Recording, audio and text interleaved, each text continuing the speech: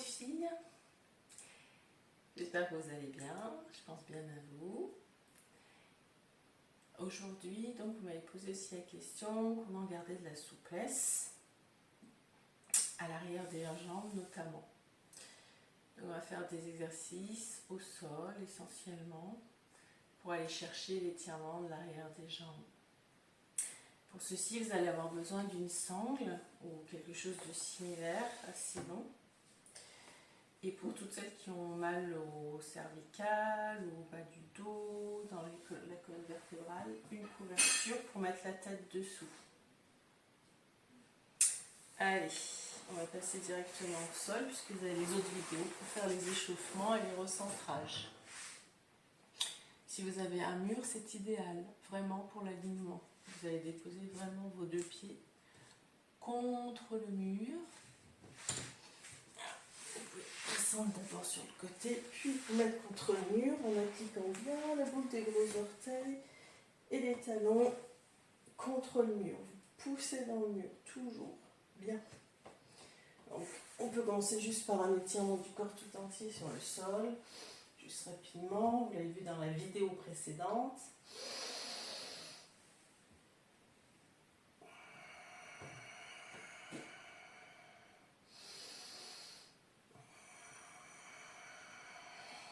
Et relâchez. On va en faire deux. Assurez-vous que le bas du dos est bien collé au sol pour faire cet exercice-là.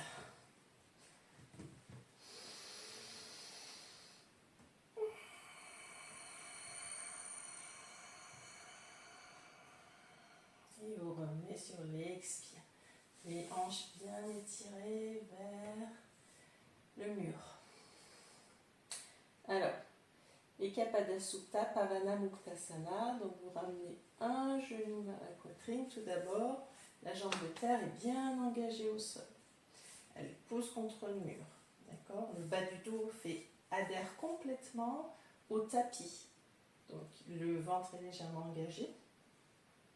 C'est la posture des dieux du vent. Et du coup, comme son nom l'indique, c'est pour expulser les vents. Donc là, cette posture est excellente pour le bas du dos. Hein.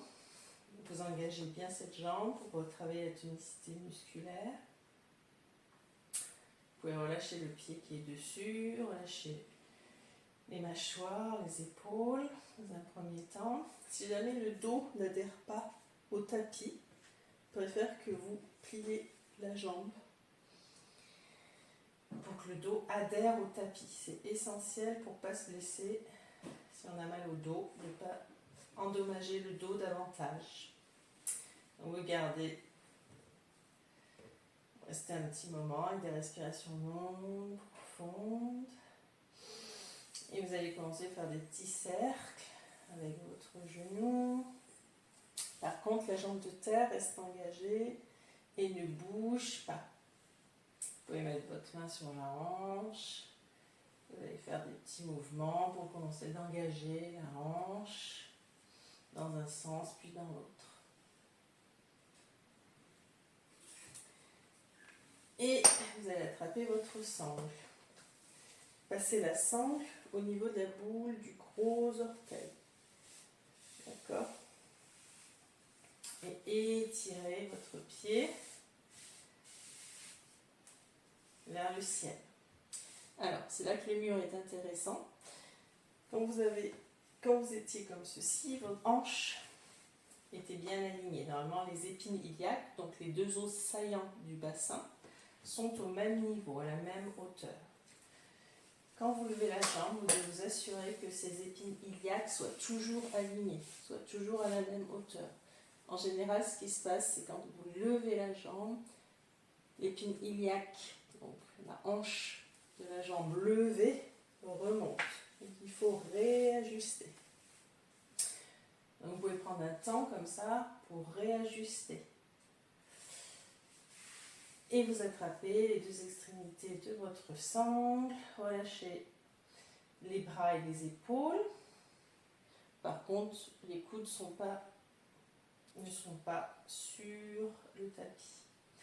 Et là, vous étirez, vous allez inspirer, le pied vient légèrement vers vous. Et expirez, relâchez. Inspirez, vous pouvez fermer les yeux. Et expirez. La jambe de terre est toujours engagée. Alors, faites attention aussi que vos pieds soient bien parallèles. Même la jambe de terre, vous pouvez avoir le gros orteil et la cuisse légèrement vers l'intérieur, mais pas vers l'extérieur. Ça, c'est pour protéger l'arrière du dos, les lombaires, pour ne pas qu'il y ait de pincement à l'arrière du dos. Inspirez, expirez. Inspirez.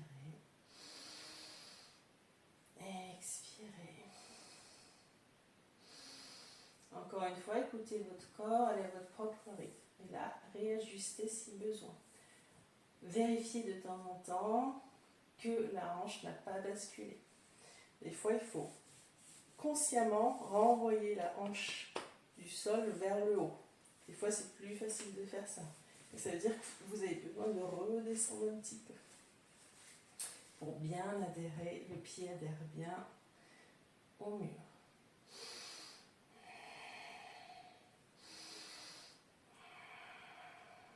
Le bas du dos est toujours en contact, toujours en contact avec le tapis, très important.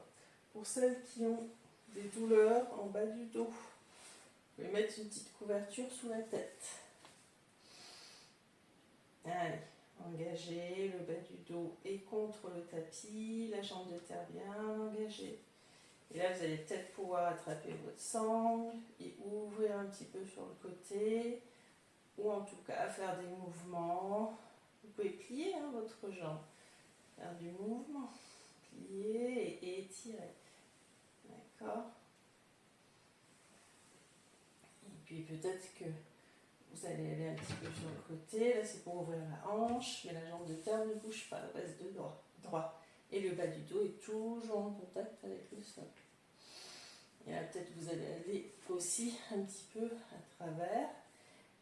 Si vous passez votre jambe devant vous, il est essentiel là peut-être de bien pousser la cuisse loin de vous pour pas pincer le bas du dos. Et vous revenez, vous rétirez vers vous, ramenez le genou vers vous, puis relâchez. Prenez le temps là, quelques instants de relâcher. Vous pouvez faire des petits mouvements du bassin de droite à gauche. Et juste de prendre ce moment pour ressentir la différence entre le côté droit et le côté gauche. On a souvent l'impression que le côté qui a travaillé est plus long que le côté qui n'a pas travaillé. On va faire pareil de l'autre côté.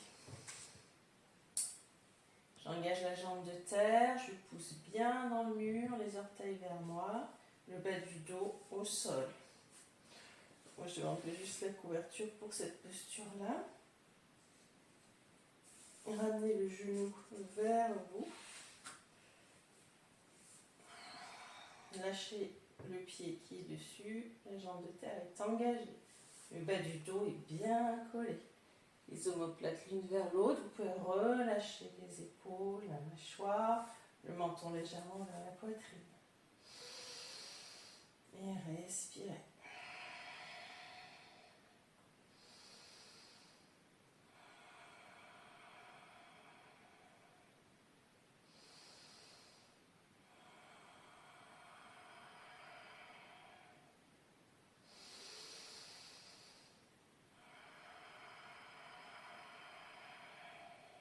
Puis faites des petits cercles. Avec le genou au départ. Juste libre. Attention, le bas du dos reste toujours vers le tapis. Sans forcer, mais juste faites un effort quand même pour le ramener vers le tapis. Puis vous passez votre sangle dessous la boule du gros orteil, vous rétirez votre jambe devant vous. Pied flex, parallèle au plafond, la jambe de terre toujours engagée. Et là, toujours pareil, vous vérifiez l'alignement de vos épines iliaques. Vous pouvez prendre votre pouce, le mettre dans le pli d'Olenge et repousser votre cuisse plus bas. D'accord? Si jamais vous sentez qu'il y a un décalage, souvent c'est le cas, hein, et vous repoussez et en même temps vous ramenez votre jambe vers vous. Vous le faites consciemment. Et vous vous installez dans la posture. Et là, peut-être effectivement, dans cette posture, vous pouvez mettre quelque chose sous votre tête.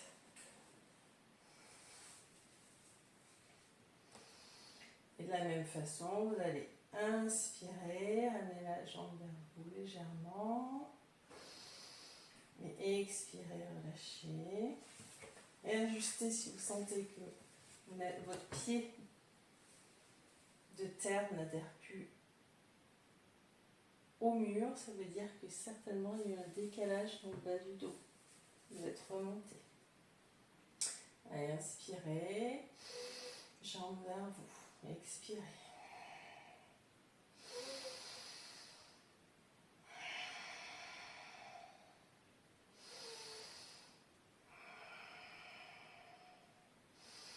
Dans ces postures, l'alignement est très important. Vous pouvez vous faire plus de mal que de bien si vos hanches ne sont pas alignées. Ensuite, vous allez attraper votre sangle d'une seule main, commencer à faire des cercles. La jambe de terre est toujours engagée. Je pousse toujours les orteils vers moi et le bas du dos vers mon tapis. Et là, peut-être que je vais pouvoir déposer mon coude sur le côté, comme tout à l'heure, pour ouvrir sur le côté. Par contre, mon dos est toujours sur mon tapis et ma jambe de terre toujours de face. D'accord? Et là, vous pouvez aussi plier la jambe. Plier, l'ouvrir, la plier. D'accord? Ou faire des cercles si c'est facile. Et dans l'autre sens aussi. Là, on travaille aussi l'ouverture des hanches quand on va en latéral, comme ça sur le côté. Et ensuite, vous pouvez aller de l'autre côté. Par contre, encore une fois, utilisez votre pouce, mettez-le dans l'aine de votre cuisse avant d'aller en pars bas. Pars bas, c'est-à-dire en torsion. Et la jambe de terre est toujours engagée, elle est toujours au même endroit, toujours droite. Pareil, vous pouvez aussi plier. Certaines personnes sentent plus de choses quand la jambe est pliée. Puis vous ramenez vers vous, toujours pareil, vous inspirez. Attention au bas du dos qui s'est peut-être encore bougé. Voilà, moi le mien s'est décalé, je suis obligée de le remettre. Inspirez vers vous, pliez la jambe et relâchez. Là, déjà, de faire ça. Déjà très bon pour tous les ischio-jambiers, l'arrière de la jambe. Vous étirez bien, vous mobilisez aussi, vous travaillez la souplesse des hanches quand vous partez sur les côtés, en latéral. Et savourez. Ensuite, pour l'arrière des jambes, chien tête en bas est excellent également. Mais cette posture est d'abord pour étirer le bas du dos. Donc il vaut mieux avoir une bonne posture du bas du dos et les jambes pliées plutôt que de vouloir tendre les jambes au détriment du bas du dos. Donc je vais d'abord partir en chien tête en bas. Donc vous partez de 4 pattes. Vous envoyez votre poids vers l'arrière, toujours. Et d'abord, vous allez faire marcher votre chien. Donc le poids va vers l'arrière. Et le poids va vers l'arrière et vous pliez les jambes au départ. Allez. Inspirez. Expirez. Envoyez votre dos vers l'arrière au maximum. Les fessiers vers l'arrière le plus loin possible. Le poids va vers les jambes. Et vous pouvez faire marcher. À l'inspire, un talon monte et à l'expire, c'est l'autre qui monte. Vous alternez. Vous faites marcher votre chien. Donc ça c'est pareil, c'est très bon pour l'arrière des jambes. Vous ramenez les talons vers le sol. Vous commencez d'étirer, d'échauffer l'arrière des jambes. Mais, comme je le disais, le bas du dos, c'est vraiment le bas du dos qui doit être vers l'arrière et les fessiers le plus loin possible et vers le ciel. Et ensuite, je vais commencer de faire marcher mon chien et d'étirer l'arrière des jambes. Voilà. Ce qui est essentiel, c'est que voilà, c'est pas grave si vos talons ne sont pas complètement sur le sol, mais l'intention est que j'envoie mes talons vers le sol, d'accord, pour étirer tout l'arrière des jambes. Et fur et à mesure que vous échaufferez, que vous aurez de souplesse, fur et à mesure vous pourrez étirer, tendre vos jambes. D'accord? Mais soyez doux avec vous-même, encore une fois, respectez-vous, ne surétirez pas, faites attention, y allez progressivement, écoutez-vous et prenez le temps. Ensuite, Paschimottanasana, mais cette posture de la pince, donc, elle est très exigeante pour le bas du dos. Donc encore une fois, pour celles qui ont des douleurs en bas du dos, vous devez prendre, alors soit simplement vous allez garder les jambes pliées, ou si vous avez, vous prenez un bolster ou quelque chose pour déposer vos jambes dessus. D'accord? Vous allez vous grandir, vous grandir, vous grandir à l'inspire. À l'expire, je vais vers l'avant, j'étire mon dos, et puis quand je ne peux plus aller suffisamment vers l'avant, parce que mon dos, le bas du dos est douloureux ou ça tire, il ne faut pas y aller, il faut rester là où vous êtes, et vous allez étirer comme ça vers l'avant, puis relâcher.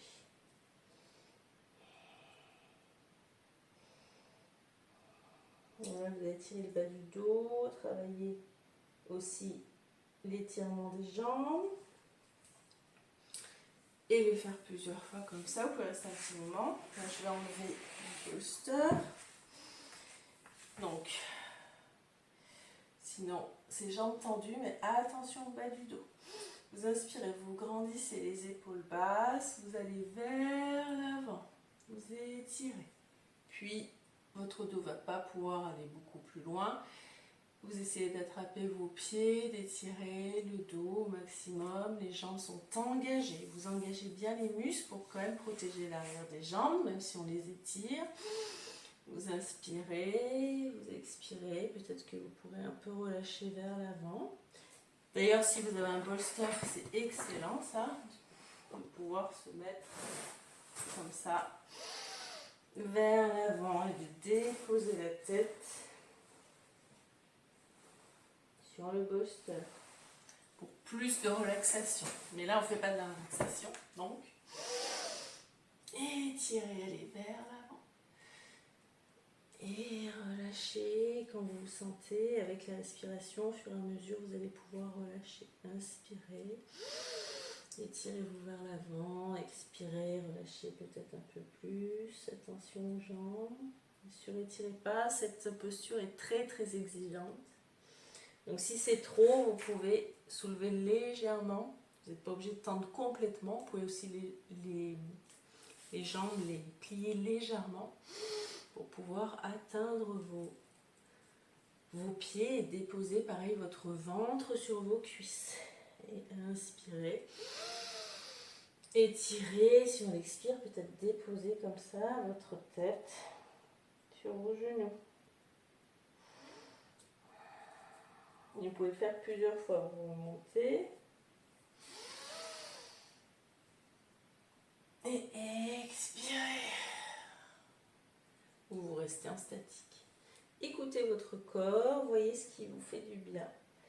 Là où ça étire, il faut rester un tout petit peu, sans que ce soit douloureux.